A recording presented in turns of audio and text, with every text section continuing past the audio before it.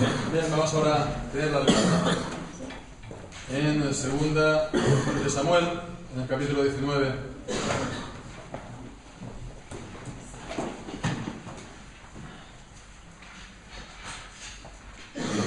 Bien, vamos a leer este capítulo.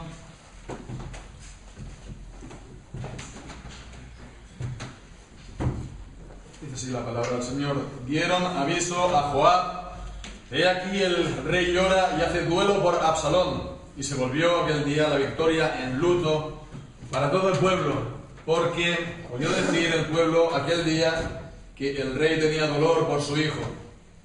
Y entró el pueblo aquel día en la ciudad escondidamente, como suele entrar a escondidas el pueblo avergonzado y ha huido de la batalla. Mas el rey, abierto el rostro, clamaba en alta voz: hijo mío, Absalón, Absalón, hijo mío, hijo mío. Entonces Joab vino al rey en la casa y dijo: hoy has avergonzado el rostro de todos tus siervos, que hoy han librado tu vida y la vida de tus hijos y de tus hijas, y la vida de tus mujeres y la vida de tus concubinas, amando a los que te aborrecen y aborreciendo a los que te aman. Porque hoy has declarado que nada te importan los príncipes, tus príncipes y siervos, pues hoy me has hecho ver claramente que si Absalón viviera, aunque todos nosotros estuviéramos muertos, entonces estarías contento. Levántate pues ahora y ve afuera y habla bondadosamente a tus siervos, porque juro por Jehová que si no sales no quedará ni un hombre contigo esta noche, y esto te será peor que todos los males que te han sobrevenido desde tu juventud hasta ahora. Entonces se levantó el rey y se sentó a la puerta, y fue dado aviso a todo el pueblo diciendo: he aquí el rey está sentado a la puerta. Y vino todo el pueblo delante del rey, pero Israel había huido cada uno a su tienda. Y todo el pueblo disputaba en todas las tribus de Israel diciendo: el rey nos ha librado de mano de nuestros enemigos y nos ha salvado de mano de los filisteos, y ahora ha huido del país por miedo de Absalón. Y Absalón, a quien habíamos ungido sobre nosotros, ha muerto en la batalla. ¿Por qué pues estáis callados al respecto de hacer volver al rey? Y el rey David envió a los sacerdotes Sadoc y Abiatar diciendo: hablad a los ancianos de Judá y decidles: ¿por qué seréis vosotros los postreros en hacer volver al rey a su casa, cuando la palabra de todo Israel ha venido al rey para hacerle volver a su casa? Vosotros sois mis hermanos, mis huesos y mi carne sois. ¿Por qué pues seréis vosotros los postreros en hacer volver al rey? Asimismo diréis a Amasa: ¿no eres tú también hueso mío y carne mía? Así me haga Dios y aún me añada, si no fueres general del ejército delante de mí para siempre en lugar de Joab. Así inclinó el corazón de todos los varones de Judá como el de un solo hombre, para que enviasen a decir al rey: vuelve tú y todos tus siervos.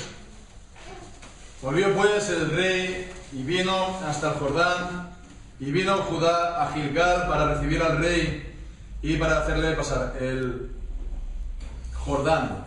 Y Simei, hijo de Gera, hijo de Benjamín, que era de Bahurín, se dio prisa y descendió con los hombres de Judá a recibir al rey David. Con él venían 1000 hombres de Benjamín, asimismo Siba, criado de la casa de Saúl, con sus 15 hijos y sus 20 siervos, los cuales pasaron el Jordán delante del rey.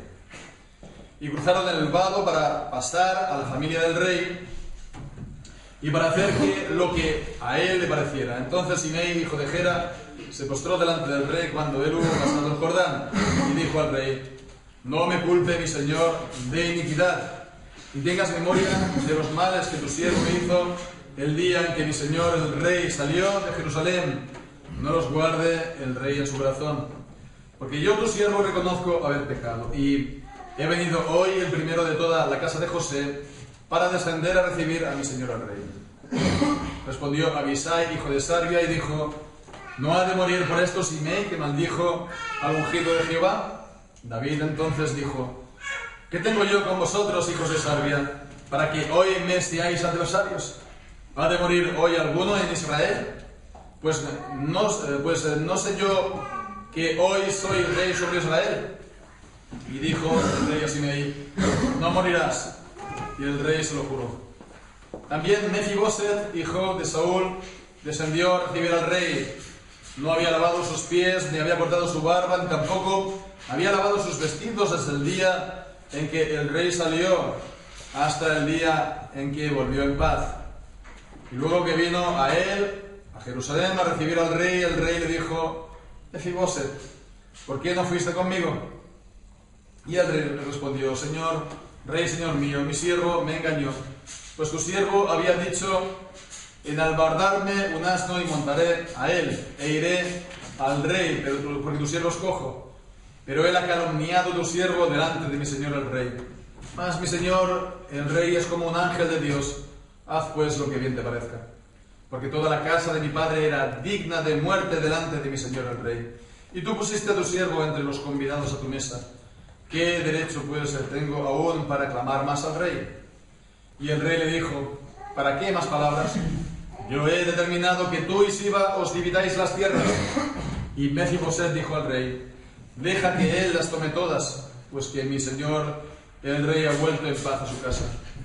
También Barzillai Galaadita descendió de Rogelim y pasó el Jordán con el rey para acompañarle al otro lado del Jordán. Era Barzillai muy anciano, de 80 años, y él había dado provisiones al rey cuando estaba en Mahanaim, porque era hombre muy rico. Y el rey dijo a Barzillai: pasa conmigo, yo te sustentaré conmigo en Jerusalén. Mas Barzillai dijo al rey: ¿cuántos años más habré de vivir para que yo suba con el rey a Jerusalén? De edad de 80 años soy este día. ¿Podré distinguir entre lo que es agradable y lo que no lo es? ¿Tomará gusto ahora tu siervo en lo que coma o beba? ¿Oiré más la voz de los cantores y de las cantoras? ¿Para qué pues ha de ser tu siervo una carga para mi señor el rey? ¿Pasará tu siervo un poco más allá del Jordán? ¿Pasará tu siervo un poco más allá del Jordán con el rey?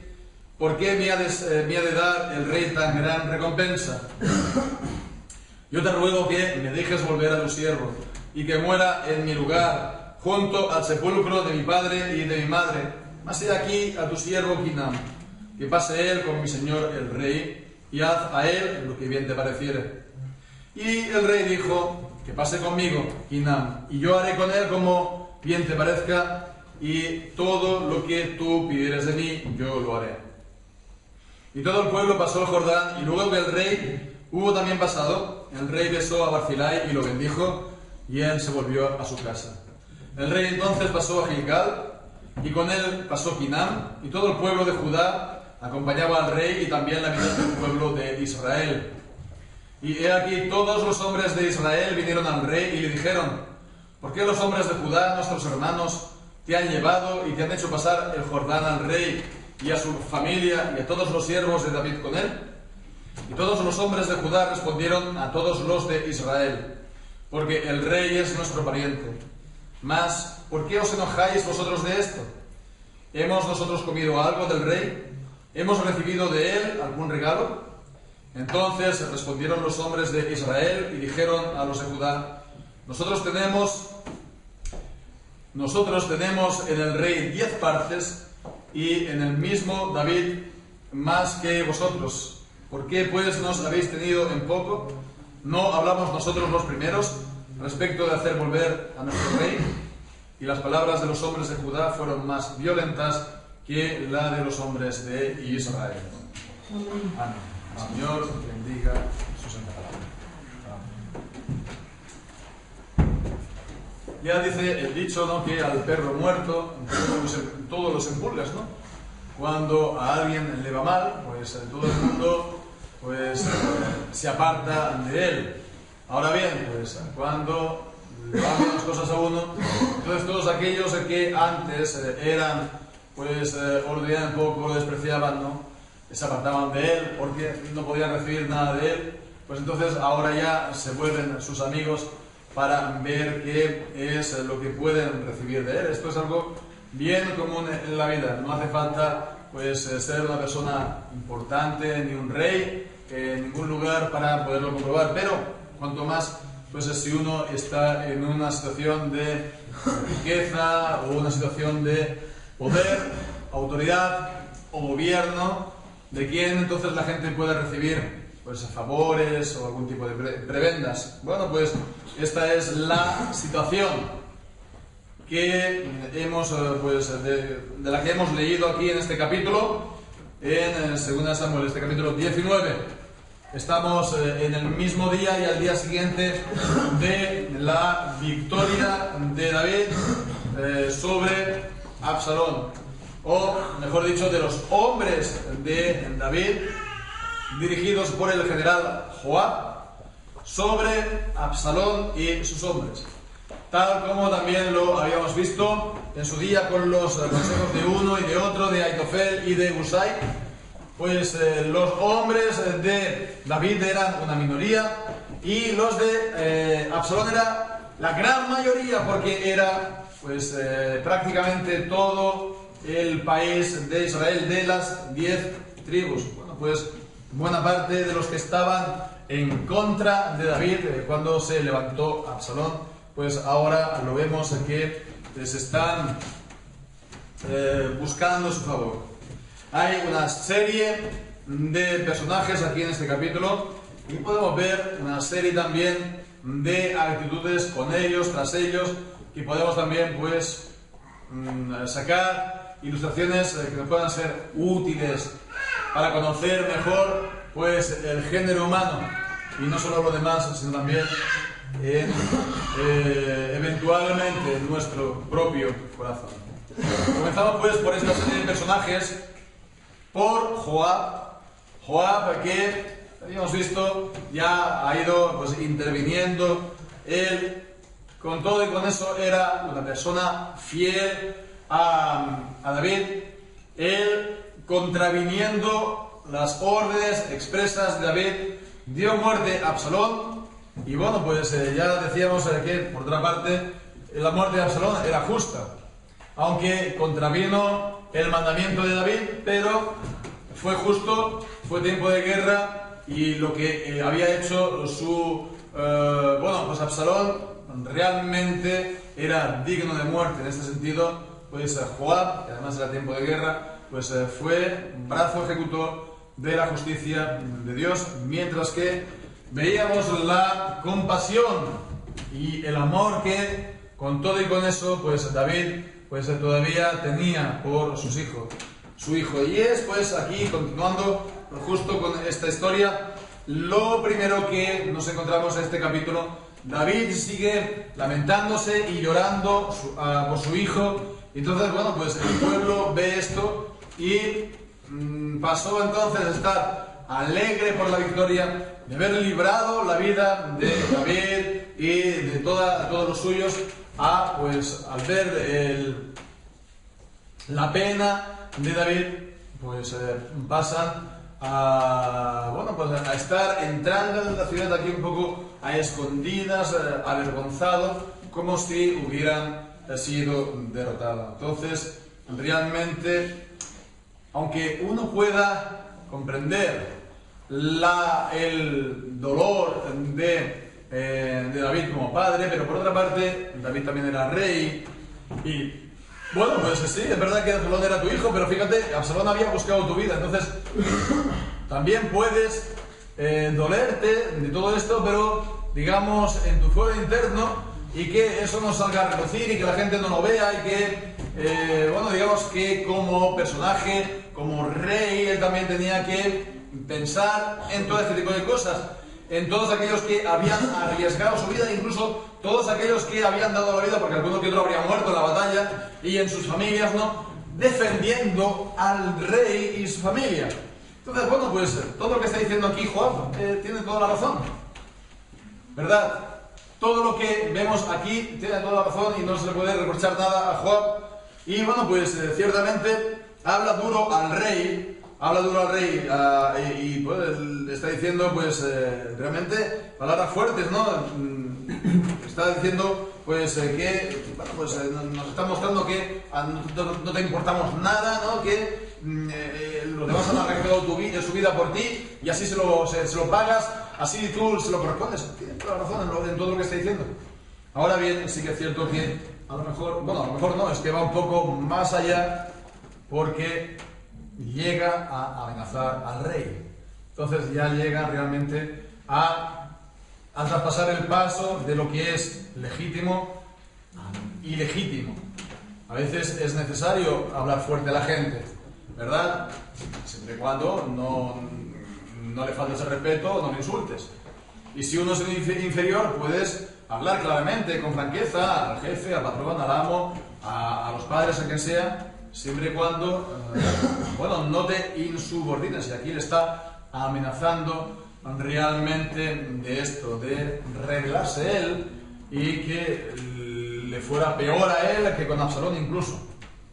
Entonces, ahí realmente hubo un pecado por parte de Joab, del cual también podemos tomar nota. Entonces, a veces es necesario hablar claro con la gente, a veces es necesario confrontarlos con lo que ellos hacen, ¿no? A veces. Pero siempre se tiene que guardar, digamos, las formas debidas, correctas, no pues en plan pues de buena educación, que buena educación siempre es conveniente, siempre ayuda, pero de respeto a la persona y a la condición. Y si es pues en autoridad o rango superior a nosotros, también mostrarle el debido respeto. Esto en cuanto a Joab es lo primero que leemos hasta el versículo 8, y después del versículo 9 hasta el 12 vemos la reacción de los de Israel, las 10 tribus, que leemos claramente ellos habían seguido a Absalón en su rebelión. En el versículo 9, pues, dice que todo el pueblo disputaba en todas las tribus de Israel, diciendo: el rey nos ha librado de la mano de nuestros enemigos y nos ha salvado de la mano de los filisteos, y ahora ha huido del país por miedo de Absalón. Y Absalón dice: a quien habíamos ungido sobre nosotros ha muerto en la batalla. ¿Por qué pues estáis callados respecto a hacer volver al rey? Vemos, versículo 10. ¿A quién Absalón? Nosotros, las 10 tribus, habíamos ungido como rey. Entonces las 10 tribus de Israel habían seguido a Absalón en su rebelión, y ahora pues lo ven que ha acabado mal, y son los que se afanan a poner buena cara y decirle: ven por favor rey, y sigue reinando sobre nosotros.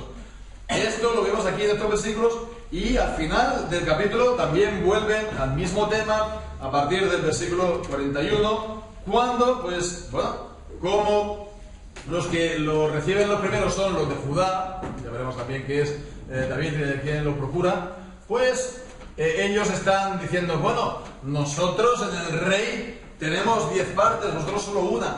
¿Qué os habéis pensado vosotros, no? Entonces, vemos, esto es un claro ejemplo de lo que se llama hipocresía, ¿no? Esto es un claro ejemplo de lo que se llama hipocresía. Las personas que,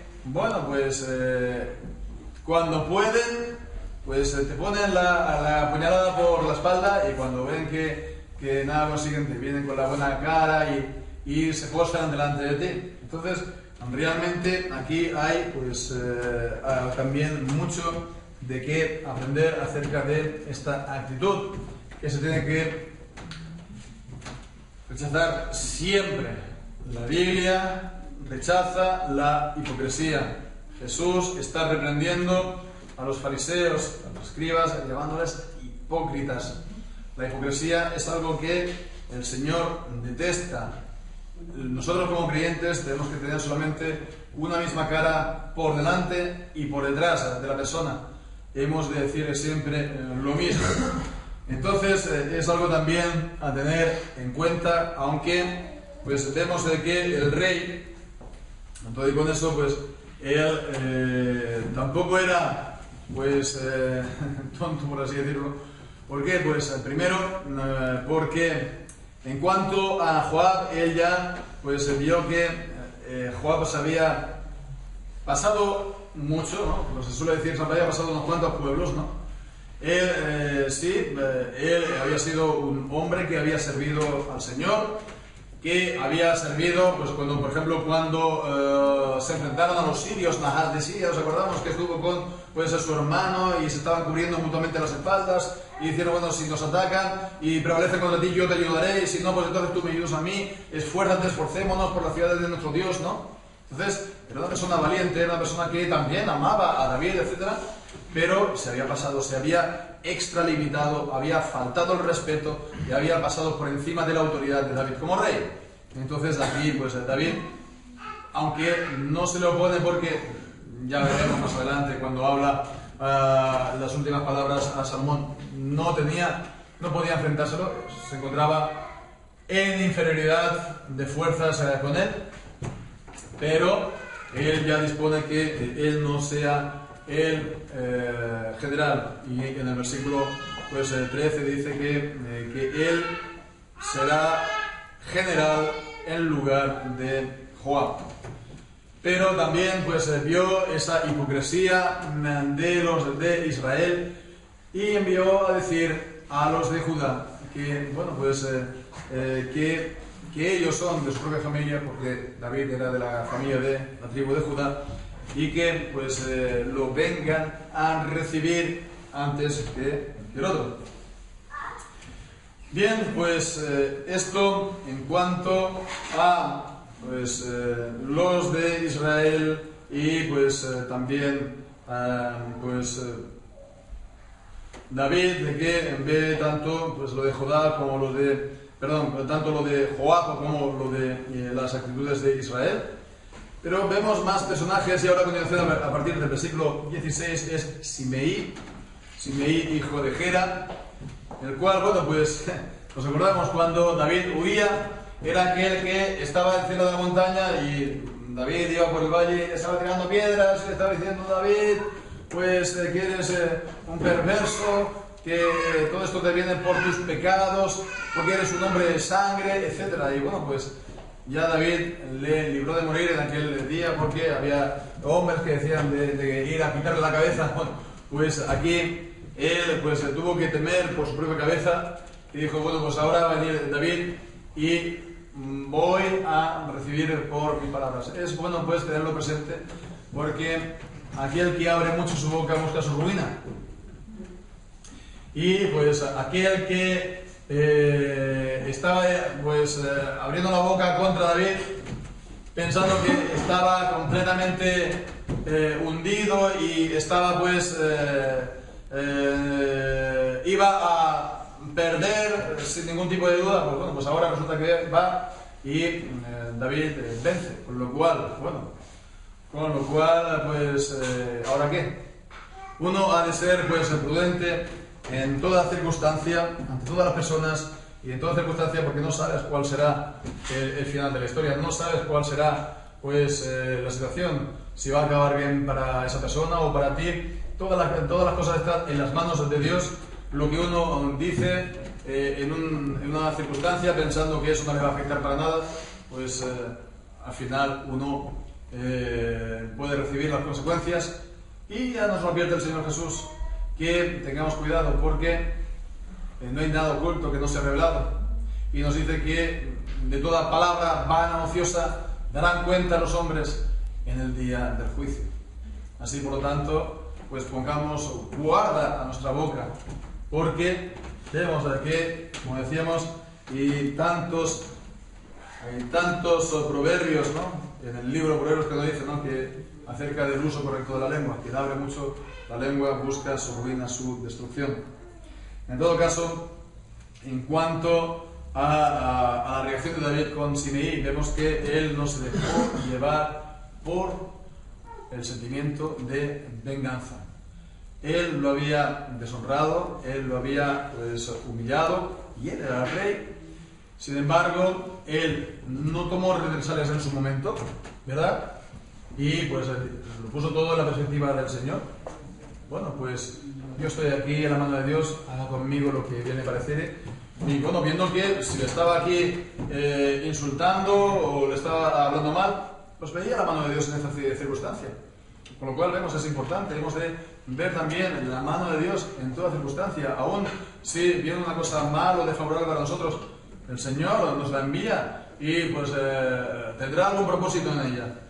Tendrá algún propósito en ella. Evidentemente no tendrá el mismo propósito que aquel maligno que nos la hace, pero algún propósito para nuestro bien sí que lo tiene. Por lo tanto, hemos de dejar todas las manos de Dios y humillarnos bajo la poderosa mano de Dios para que Él nos exalte. Eso fue pues cuando huía. Ahora pues que tiene todo el poder para hacerlo, no toma venganza. Y en esto pues vemos que David estaba instruido y seguía la palabra de Dios. Porque en Deuteronomio la palabra de Dios nos dice: mía es la venganza, yo daré el pago. Y entonces pues a esto pues se le suma todo lo que dice el Señor Jesús en el Nuevo Testamento del Sermón del Monte, de que no nos venguemos nosotros mismos. De que si tu enemigo pues tiene hambre, pues dale de beber. Y si tiene sed, pues si tiene hambre, dale de comer, y si tiene sed, dale de beber, ¿no? Entonces, pues hemos de no ser vengativos, hemos de amar a nuestros enemigos, porque el Señor nos lo dice, y porque el Señor así lo hace con nosotros. Porque el Señor así lo hace con nosotros, porque nosotros también éramos extraños y éramos enemigos, y siendo enemigos, Cristo murió por nosotros. No cuando éramos amigos, no porque éramos buenos murió por nosotros, sino siendo enemigos y estando en nuestro pecado. Y aquí pues entonces la maravilla del amor y de la misericordia de Dios para con nosotros, que no tomó en cuenta nuestros pecados. Y en esto también podemos ver aquí un reflejo de esto en la actitud de David para con Simei, porque está diciendo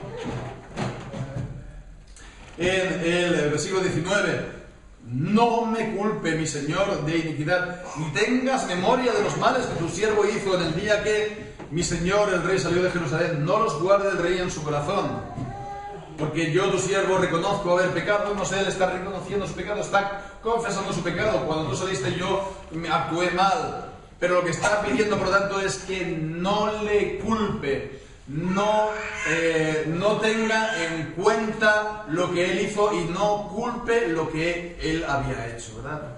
Si lo hubiera hecho, hubiera sido justo, pero él está pidiendo que no lo haga. Entonces vemos, es que no le impute su pecado.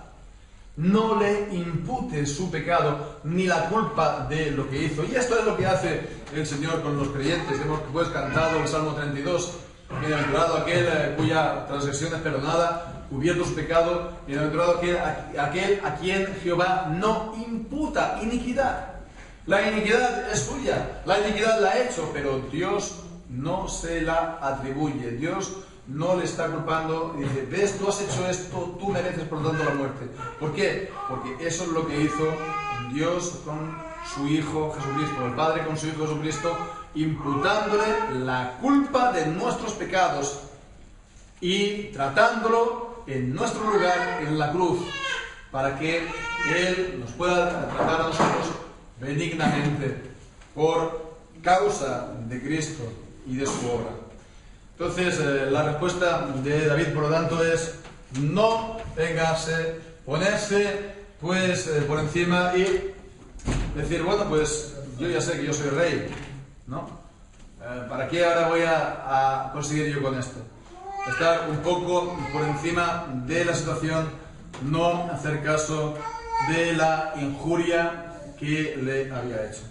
Esto en cuanto a Mefiboset. Y si ahora pasamos, nos quedan dos personajes más. Primero, esto en cuanto a Mefiboset. Ahora, esto en cuanto a Simei. Ahora pues Mefiboset, que nos acordamos era el hijo de Jonathan, que estaba lisiado de los pies, era cojo, y que en la huida de David no pudo seguirlo porque el criado, que era muy astuto y era malo, maligno, pues le hizo una guerrita y pues lo dejó tirado. Y no solo eso, sino que después vino diciendo que él quería Mefiboset ahora ser el rey de Israel, en fin. Lo que pasa es que David pues lo creyó en ese momento, muchas emociones, no la cabeza la tenía fría para pensar si eso era creíble o no, si eso era verdad o no, y pronunció que se quedase todas las tierras de Mefiboset. Bueno, pues aquí viene Mefiboset y por lo que hay ahí vemos no hay ningún teatro, no hay ninguna simulación. Él sentía verdaderamente gratitud, cariño, respeto por David.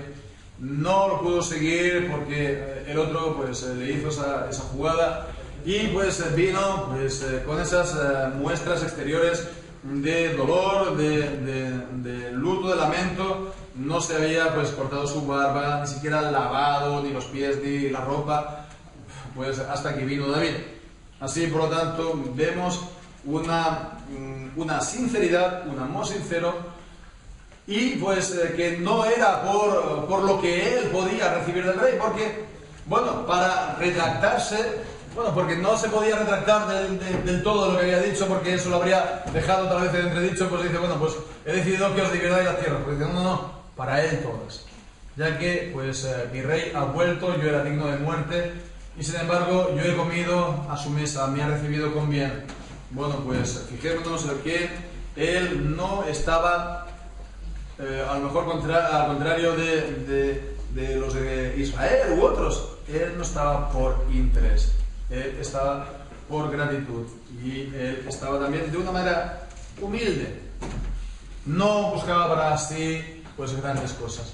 Y eso es también por otra parte lo que encontramos en Barzilai, de quien leímos en su día, en el capítulo 17 del siglo 27, que cuando huía David, salió Barzilai, dice Galadita de Rogelim, en Galadita, es decir, de Galaad, y trajeron a David y al pueblo que estaba con él, camas, tazas, etcétera, etcétera, comida, pues víveres, instrumentos, etcétera, etcétera.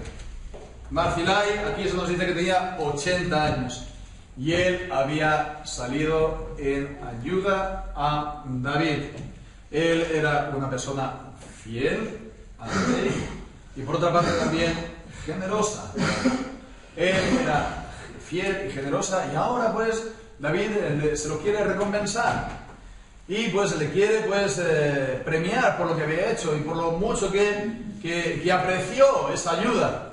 Y dice, pues pasa conmigo y estarás conmigo en mi corte y vas a gozar pues todo el bien. Y sin embargo él no tampoco buscaba para sí grandezas. Dice, yo ya tengo 80 años, yo ya tengo pues toda la vida hecha. Yo que voy ahora a conseguir, ¿no? Estando allí, yo ya pues tengo una vida pues de un anciano.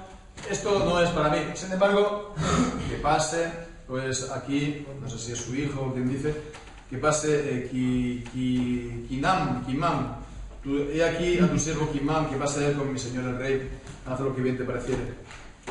No se dice que sea un hijo suyo o un familiar, no sé.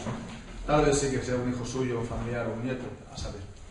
Era pues entonces uno de los suyos y pide pues que lo trate a él bien por lo que él había hecho. De todas maneras, pues, lo que recogemos aquí también para nosotros, el Barzilai, él pues era rico, él pues tenía grandes riquezas y pues vino en ayuda del rey, Y pues esto es también algo a tener en cuenta, tal como hemos leído también en 2 de Corintios capítulo 8, tal como hemos cantado también en Salmo 41. Si el Señor también nos da, pues es también para que nosotros podamos contribuir y ayudar a los que tienen necesidad, principalmente a los de la familia de la fe. Primeramente también para la ayuda de familiares, nuestras familias, ¿no? Nuestros hijos, o si somos nosotros los hijos y los padres son mayores y no tienen recursos, pues les ayudan a los padres. Entonces, si estábamos en la congregación, hay hermanos que lo están pasando mal, pues también vemos que la iglesia se puede movilizar para ayudar a los que están pasándolo mal, como pues, lo vemos en el Nuevo Testamento, en la iglesia, sobre todo a las viudas, ¿no? Y pues puso también el apóstol una serie de requisitos de ayuda. También dice pues a las mujeres de no menos de 60 años Pues, ¿por qué? Porque ya eran realmente ancianas, eran verdaderamente viudas que no se iban a volver a casar y que estaban, por lo tanto, sin ningún tipo de ayuda, sin ningún tipo de sostén. Pues el Señor nos da, pues eso, ingresos, nos da sobreabundancia, nos da que tengamos más de lo que necesitamos. ¿Para qué? Pues, entre otras cosas, para ayudar a los demás. Y todo lo que demos en ayuda por un hermano o una hermana, pues el Señor nos recompensará. Porque leemos en Mateo capítulo 25 la parábola que el Señor está hablando. El Señor Jesús, ¿no? Dice que aquellos que fueron y pues ayudaron le dieron de comer o le dieron de beber o le fueron a visitar en la cárcel, pues no perderán su recompensa. No perderán su recompensa. El Señor pues nos dice que aunque den un vaso de agua fresca a uno de mis discípulos por ser mis discípulos, no perderán su recompensa. Entonces, bueno, no es tampoco porque lo tengamos que hacer por afán de ser bendecidos o de tener esa recompensa, pero en todo caso está también esa promesa del Señor, y el Señor es fiel a su palabra, fiel a su promesa. Entonces, bien, pues vemos aquí a todo esto es como Él también nos ha tratado a nosotros, porque nosotros, siendo pobres, no tenemos nada a nosotros con lo que presentarnos delante del Señor, pues Jesucristo, siendo el Señor de la gloria, se hizo pobre para que nosotros seamos enriquecidos con Él. Bien, pues damos gracias al Señor entonces por su don inefable, el Señor Jesucristo, para con nosotros. Amén.